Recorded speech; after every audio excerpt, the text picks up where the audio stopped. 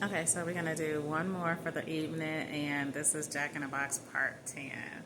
So, of course, we left off with Marissa standing at the house of Tony's cousin, Mahogany, who looks like she's about to give birth any moment now. And then, not to mention, the man who answered the door was one of the suspects. Why isn't he? Why is he locked up either? What was really going on? Was Marissa really a suspect? Or was she, I mean, not a suspect, was she a victim or was she really a suspect?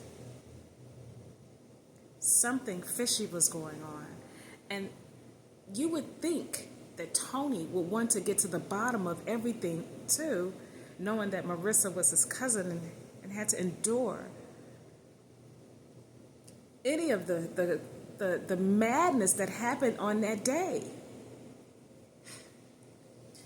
So let's start there. Marissa stood across from her, and there Mahogany was, offering her to come on in because she just made fresh lemonade. Marissa's niceness just flew right out the window. She said, "Excuse me, Mahogany, let me ask you a question. Is Tony your cousin?" Mahogany kind of stood back and she said, "Yeah." She said, "Why did it take you so long to answer, Mahogany? Is that your cousin? What's really going on?" "Look, ma'am, I think this was a bad idea, and besides, my stomach hurt. I think I need to go lay down. I'm so sorry you came by all this way, but excuse me, Mahogany, are you a victim or a suspect? What's really going on? Because I know that gentleman in there was part of the heist. Why isn't, you know what? I'm just going to call a patrol car over and have you guys picked up." Wait. No, seriously, ma'am, please don't, because I'm pregnant. My baby is due tomorrow. I can't go to jail. I'll tell you, I'll tell you what I know, what I can. Because that day,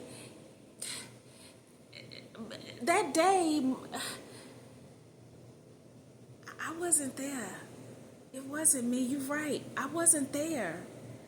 I don't know what they got in those files, but I wasn't there, ma'am.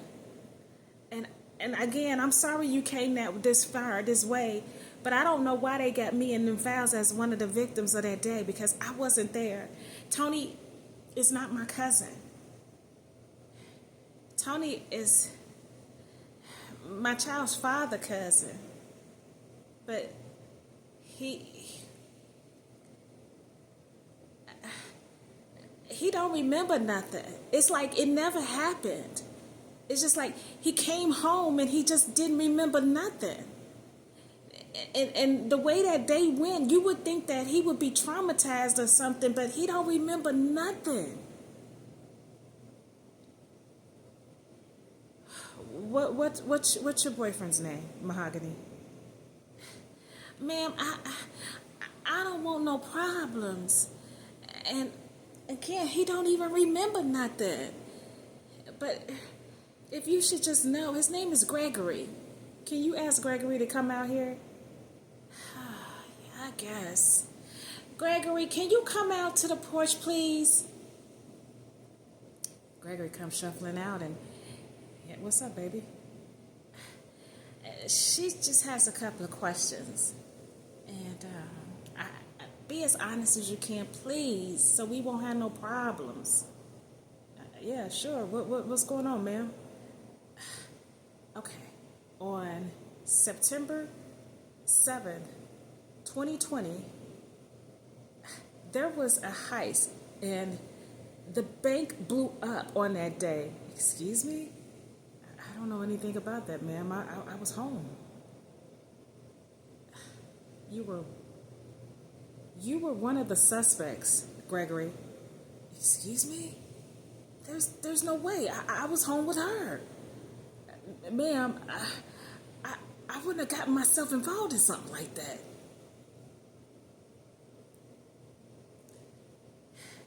Give me 1 second. Marissa goes to her car and pulls out the file, and she brings over the suspects and the victims. So she shows him his picture. She said, listen, look at this file. This is you, Gregory. You were one of the suspects of that day for this crime. Gregory picked up the photo and he looks at himself and he looks at the information that was given. He said, how is that possible? Something like this I would have remembered. I mean, you would think that would be fresh in my brain, right? Yeah, I would think so. Are you related to Tom?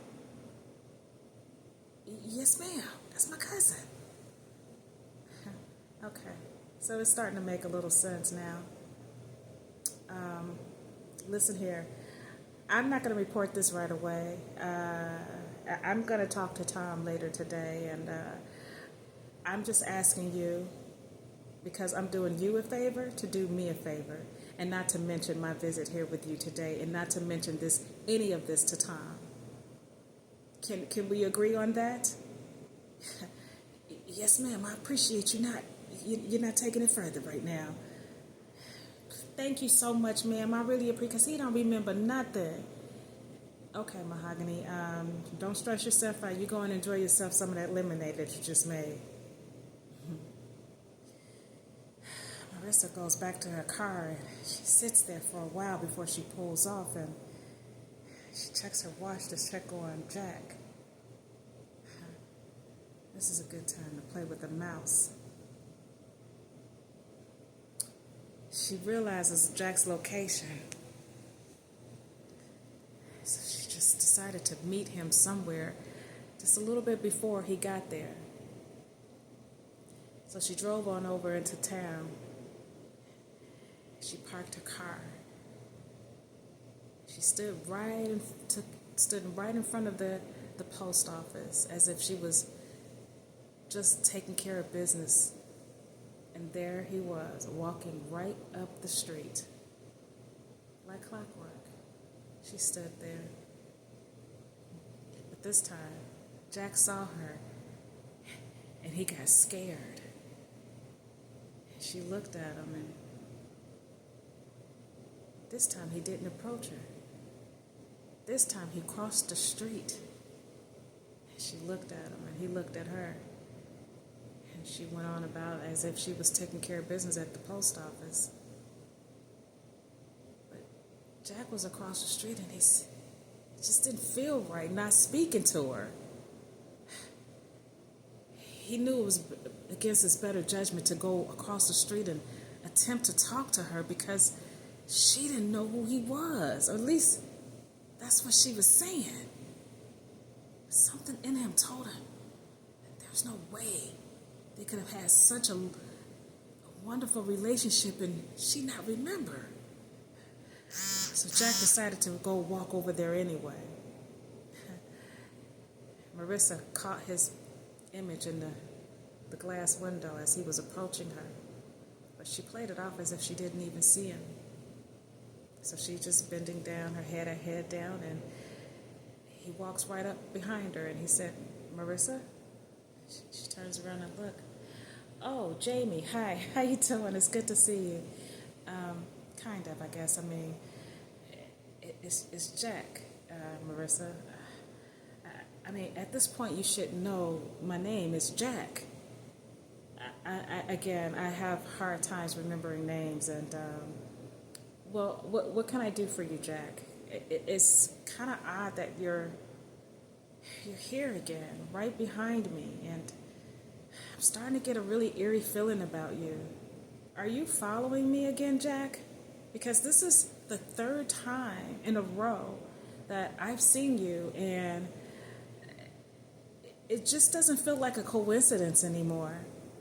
And at this point, I'm really thinking to take steps a little further to protect myself. I'm afraid now. Jack just stood there. I don't see why you're afraid